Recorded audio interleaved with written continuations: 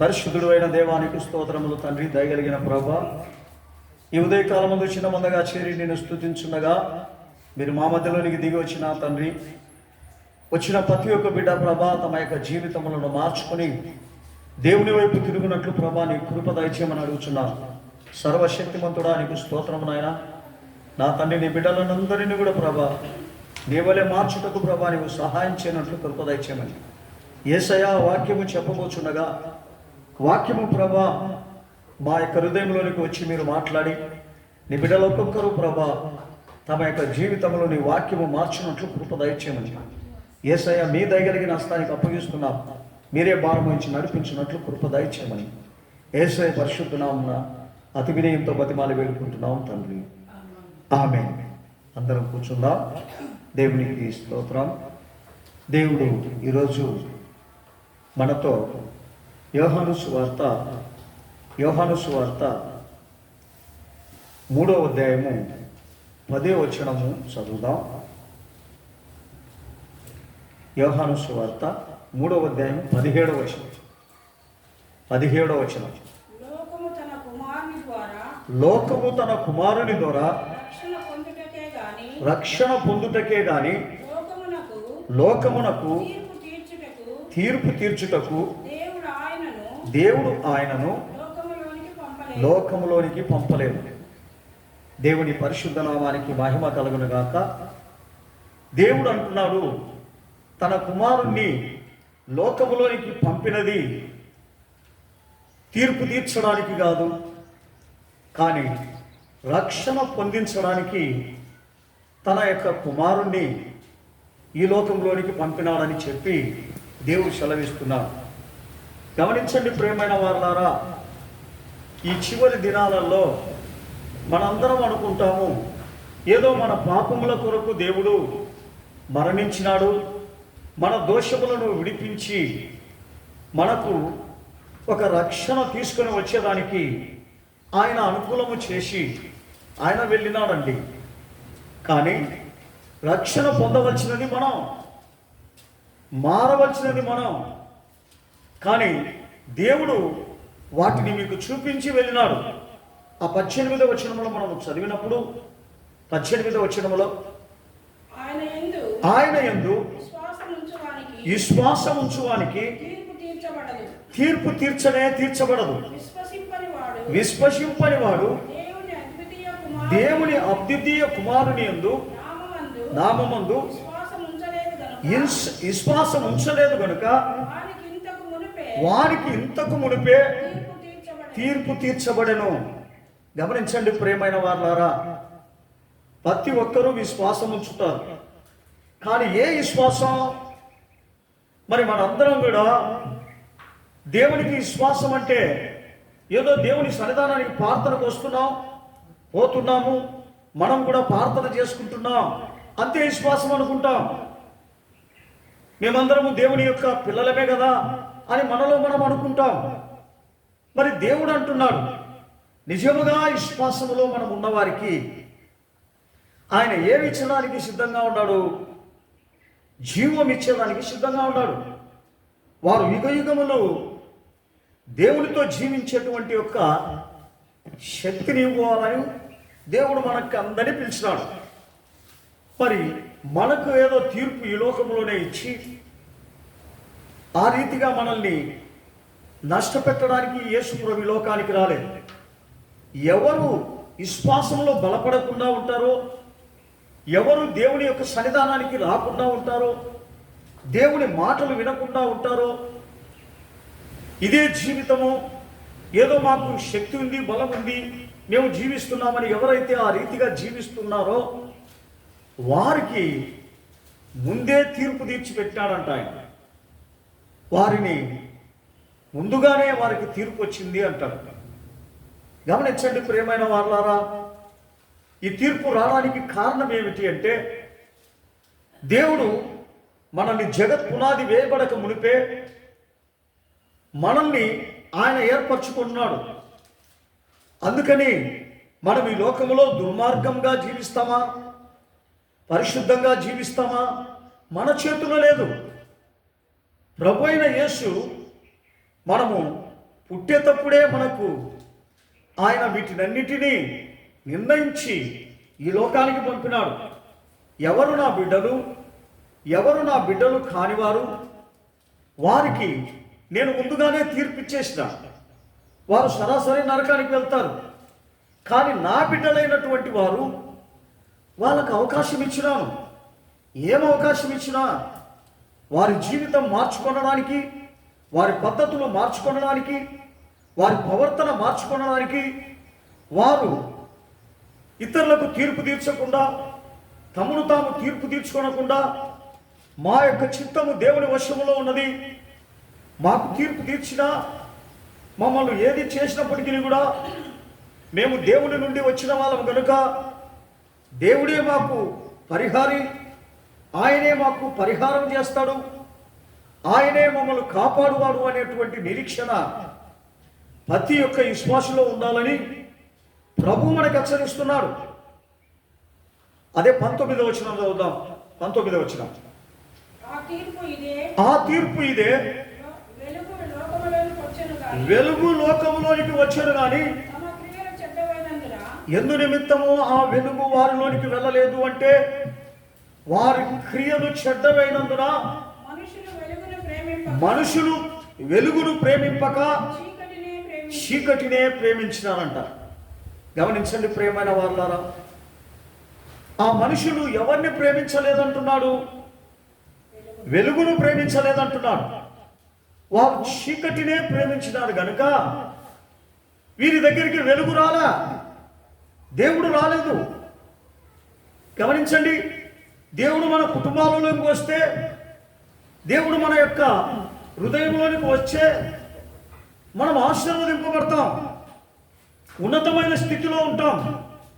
బీద పరిస్థితి అనేది మనకు ఉండదు, శ్రమ పరిస్థితి మనకు ఉండదు, దిక్కులు చూడాల్సిన పరిస్థితి ఉండదు, దరిద్రులుగా ఉండడానికి దేవుడు అవకాశం ఇవ్వడు. అనేకమైనటువంటి యొక్క బాధలకు, హింసలకు, కష్టాలకు బాధపడాల్సిన అవసరం ఉండదు. కారణం ఏమిటో తెలుసా? దేవుడు మన హృదయంలో ఉండి మన కష్టములను, మన బాధలను, మన ఏడుపులను, మన సంకటములను చూస్తున్నాడు గనుక. గమనించండి, మనము మన తల్లిదండ్రుల దగ్గర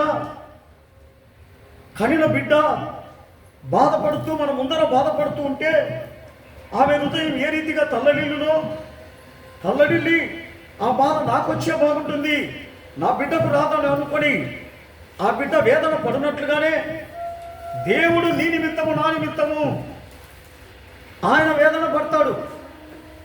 ఆయన నీ కొరకు, నా కొరకు దరిద్రులుగా ఉన్న మనల్ని ధనవంతులు చేయడానికే శ్రమ పన్నాడు, ఆయన గాయపరచమన్నాడు, ఆయన మనల్ని ఇడిపించడానికి మరణము నొందినాడు. అవన్నీ ఆయన పొంది మన జీవితము క్షమాభివృద్ధితో జీవించాలని, మరి అనేకమైనటువంటి దరిద్రుల వలె కనబడకుండా వీళ్ళందరూ నా బిడ్డలు ధనవంతులు, నేను ధనవంతులై ఉన్నాను, వారు ధనవంతులే అని యేసుప్రభు మన అందరికీ ఆ దరిద్రతనంతటినీ విడిపించినాడండి. అయితే మనం ఏం చేస్తున్నామంటే ఆ దరిద్రతను విడిచిపెట్టకుండా, దేవుణ్ణి వెంబడించకుండా, దేవుని మన సొంత రక్షకునిగా చేసుకొనకుండా, ఆయనను మనము ఆహ్వానించి మన హృదయంలోనికి చేర్చుకొనకుండా మనం ఆయనను దూరం పెట్టినాం. అందుకనే మన మాటలు మన ఇష్ట ప్రకారం మాట్లాడుతున్నాం, మన ఆలోచన మన ఇష్ట ప్రకారం మన ఆలోచన ఉంది. అందు నిమిత్తమే దేవుడు మనల్ని చూచి, ఏమి నా కుమారుడా, ఏమి నా కుమార్తె, నిన్ను నేను ఏర్పరచుకొని ఉంటే నువ్వెందుకు చీకటిలో జీవిస్తున్నావు, నా దగ్గరికి రాకుండా జీవిస్తున్నావు? వెలుగులో జీవిస్తేనే కదా నీవు అభివృద్ధి చెందుతావు, నాతో జీవిస్తేనే కదా ఐశ్వర్యవంతుడు అవుతావు. మరి నాతో జీవించకుండా నీ జీవితం చీకటి కలిగినటువంటి యొక్క సాతాను చేతులోనికి ఇస్తే నేనేం చేయాలి? అందుకనే దేవుడు అంటున్నాడు, ఈ రోజున ఆయన వెలుగు ఏం చేస్తా ఉందంట, ఆయన నిన్ను వెలిగించడానికి వచ్చింది, ఆయన నిన్ను ఆశీర్వదించడానికి వచ్చింది, నిన్ను బలపరచడానికి వచ్చింది, నిన్ను ఉన్నతమైనటువంటి ఒక స్థితిలో నిలబెట్టడానికి వచ్చింది ఆ వెలుగు. కానీ మానవుడంట వెలుగునే చూడకుండా ఉన్నాడంట. చదవమ్మా 19 వచ్చిన. ఆ తీర్పు ఇదే, వెలుగు లోకములోనికి వచ్చెను గాని ఎందును బట్టి తమ క్రియలు చెడ్డవైనందున మనుషులు వెలుగును ప్రేమింపక చీకటినే ప్రేమిస్తా ఉన్నారు. దేవునికి స్తోత్రం, హల్లెలూయా. గమనించండి ప్రియమైన వారలారా, మనుషులు వెలుగు యొద్దకు రావాలి, ఆయన చిత్త ప్రకారం జీవించాలి, ఆశీర్వాదకరంగా జీవించాలి అని దేవుడు నిన్ను నన్ను పిలిచినాడు, ఏర్పరచుకున్నాడు కూడా. అయితే ఈ మనుషుడు ఏం చేస్తా ఉన్నాడు? దేవుని యొద్దకు రాలేదండి. ఏదో మానవులు కట్టినటువంటి ఒక మందిరంలోనికి వస్తా ఉన్నాడు కానీ పూర్తి దేవుని దగ్గరికి రాలేదు మనుషుడు.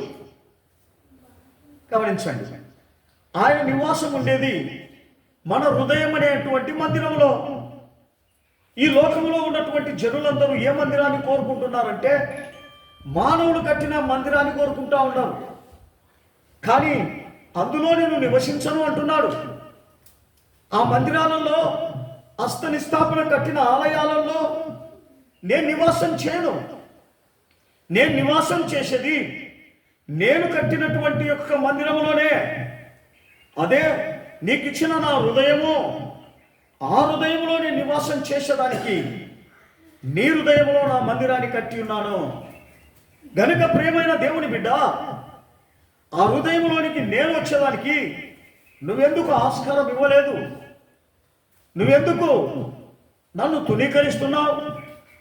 చీకటి నింపినావు. వెలిగిచ్చేదానికే నీ హృదయంలోనికి నేను వస్తానని చెప్పినాను. కానీ నువ్వు చూస్తే చీకటిలో ఉన్నావు, అనేకమైన అంధకారంలో ఉన్నావు. నాకు ఎటు కానిరానికుండా అటువంటి దూరమున ఉన్నావు. నీ హృదయము చాలా దూరం చేసుకున్నావు. నాకు దగ్గర కనపడలేదు. అందులోనికి నేను వచ్చేదానికి నీ హృదయం నాకు దగ్గర లేదు, దూరంగా ఉంది. గమనించండి, ఎందుకు ఇది దూరంగా అయిపోయింది?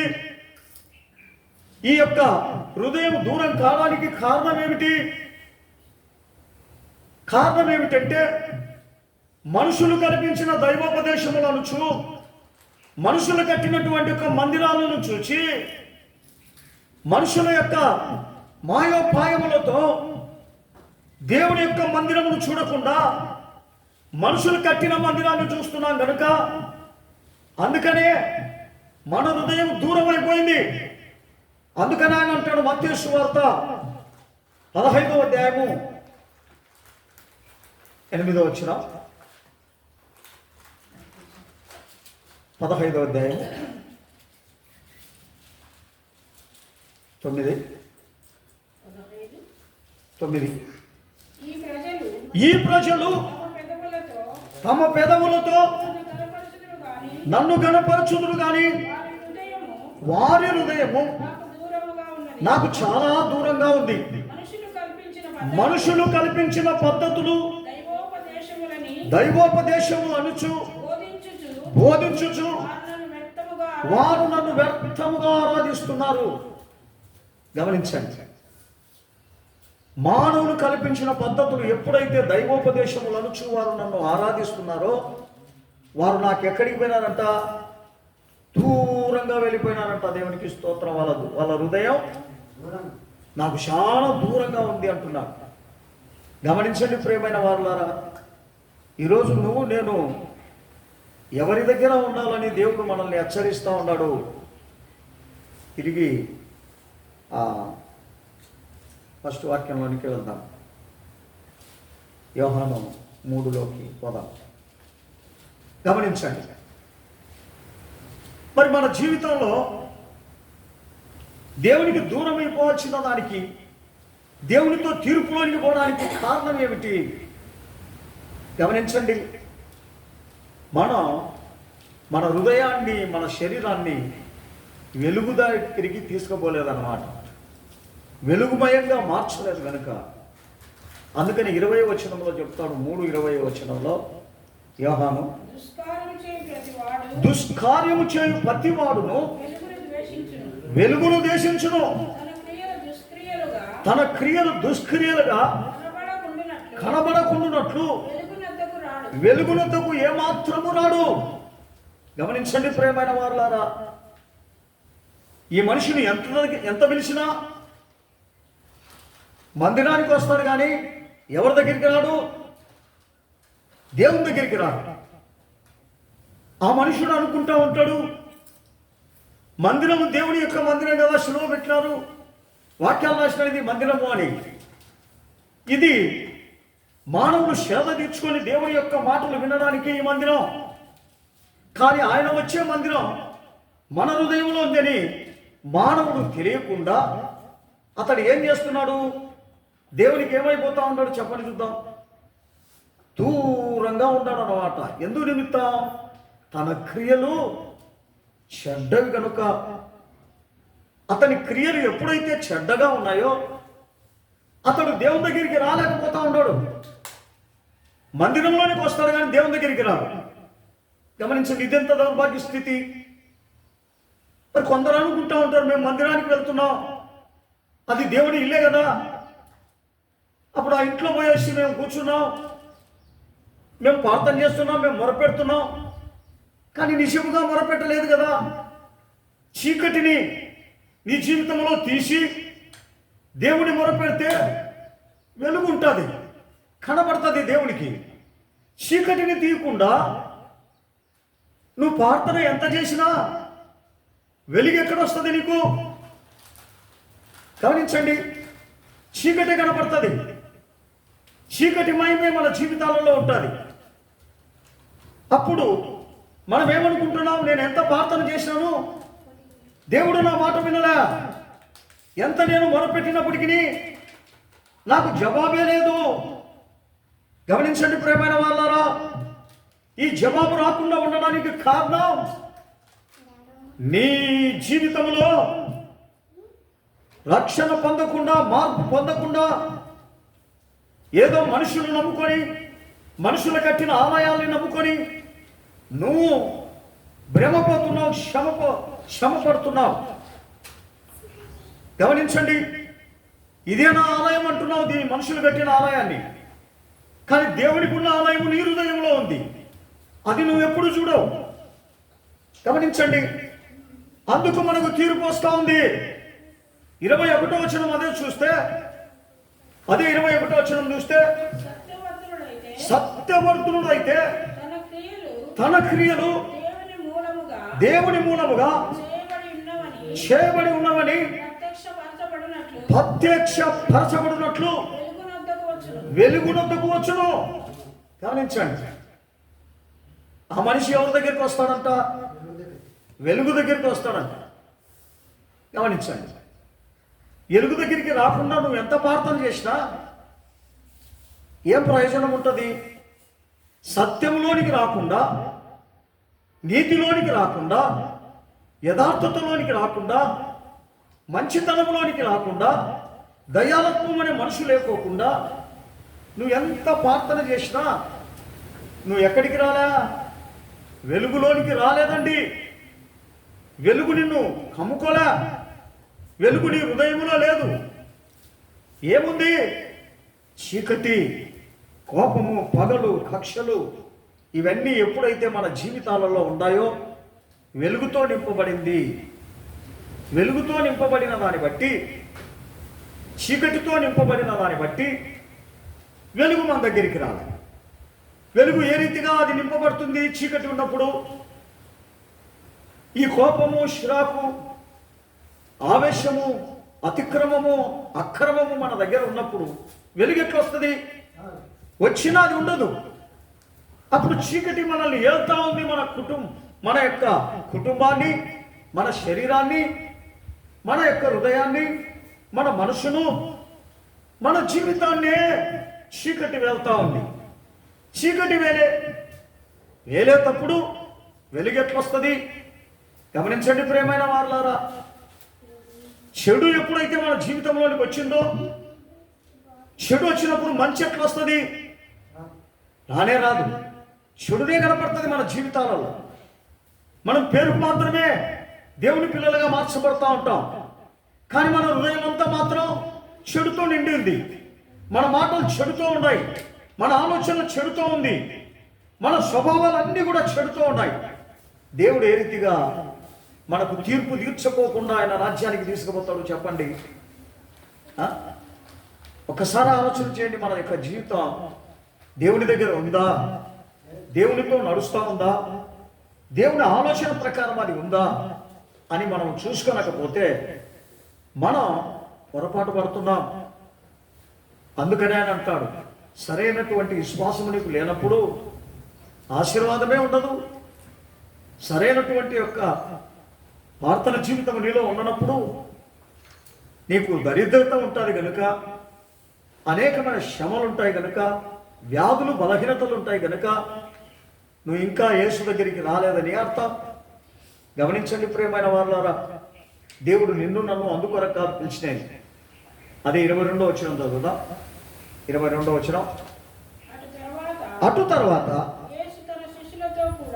చాలు, యేసు తన శిశువులతో కూడా ఈ మాటలన్నీ చెప్పినాడు. అయ్యా, మీరు మీ దగ్గరికి నేను రావాలంటే మీ స్వభావం అన్నీ ఏ రీతిగా ఉండాలా?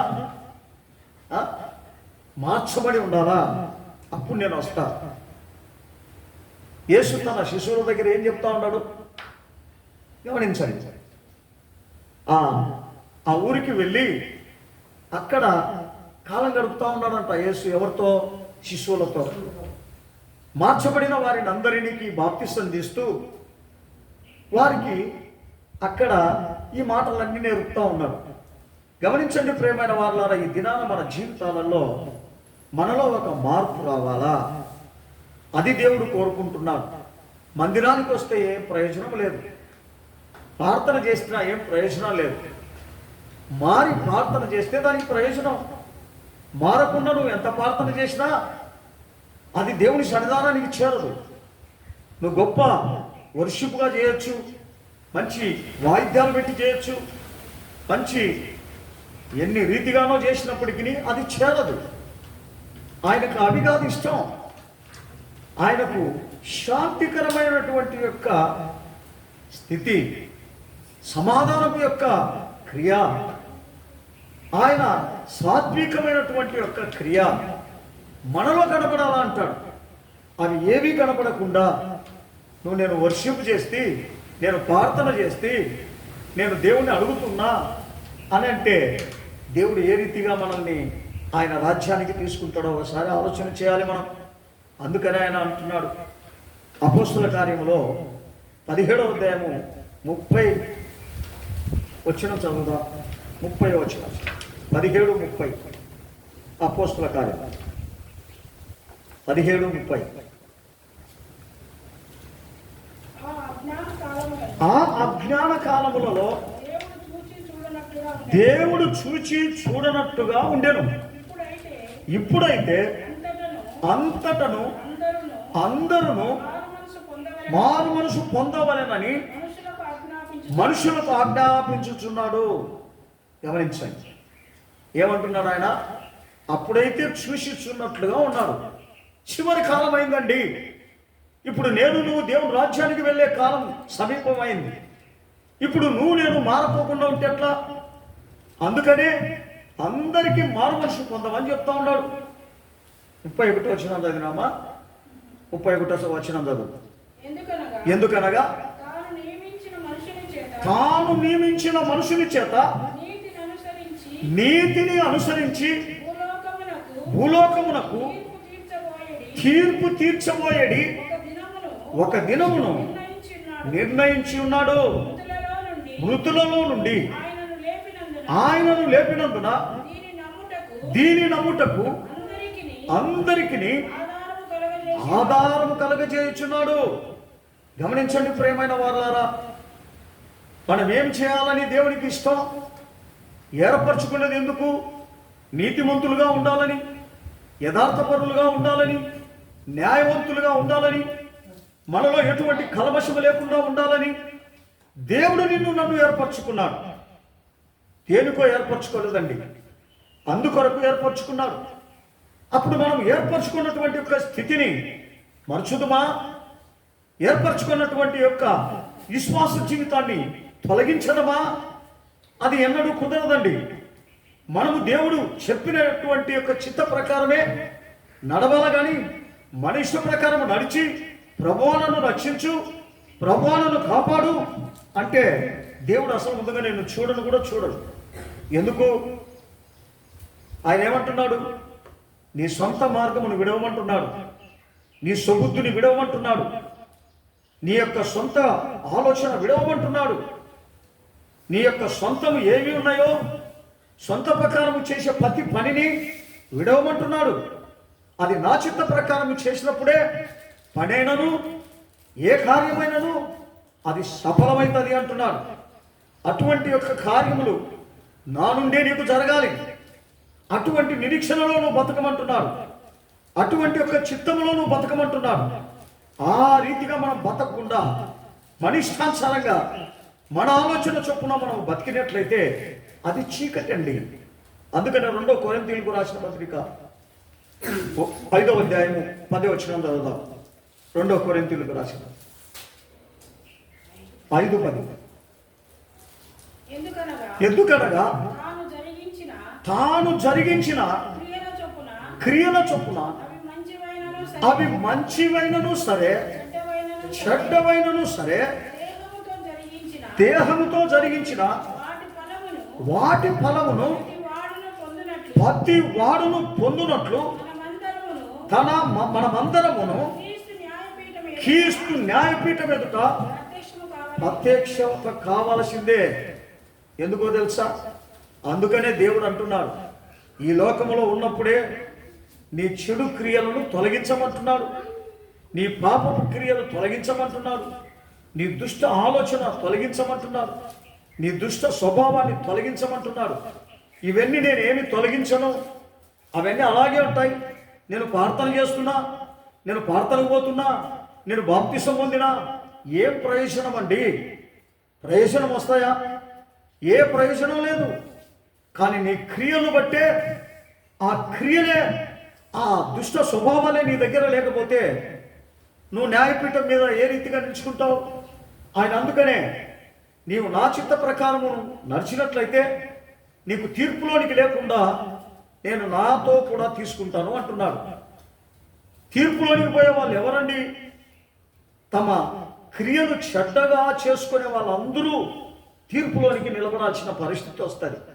అందుకని ఆయన అంటున్నాడు, అటువంటి ఒక స్థితి నీకు ఉండకూడదనే ఆయన వాక్యాల ద్వారా నిన్ను హెచ్చరిస్తున్నాడు, వాక్యంతో నిన్ను బలపరుస్తూ ఉన్నాడు. ప్రకటన గ్రంథం 20వ అధ్యాయము 11 నుండి 13 వరకు చదువుదాం. ప్రకటన.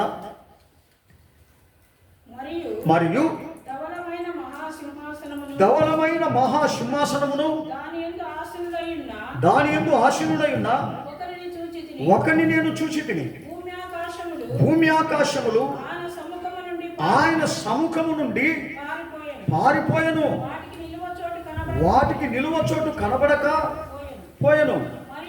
మరియు గొప్పవారేమి కొద్దివారేమి మృతులైన వారందరూ ఆ సింహాసనం ఎదుట నిలవబడి ఉండుట చూచి తిని, అప్పుడు గంధములు విప్పబడెను. మరియు జీవగంధమును వేరొక గంధము విప్పబడెను. ఆ గంధముల యందు రాయబడిన వారినే వాటిని బట్టి తమ క్రియల చొప్పున మృతులు తీర్పు పొందుదురు. గమనించండి ప్రియమైన వారులారా, మన క్రియలు వేరొక గంధం రాయబడతా ఉంది. మనం మాట్లాడే ప్రతి మాట, మనం చేసే ప్రతి కార్యం అవి రాయబడతా ఉన్నాయి. అందుకనే అంటాడు, ఆ తీర్పు పొందకుండా ఉండాలంటే నీ మనసు మార్చుకోమంటున్నాడు. అదే యోహాను సువార్త 3వ అధ్యాయం 15వ వచనం. యోహాను సువార్త 3వ అధ్యాయం 15వ వచనం. 3:15.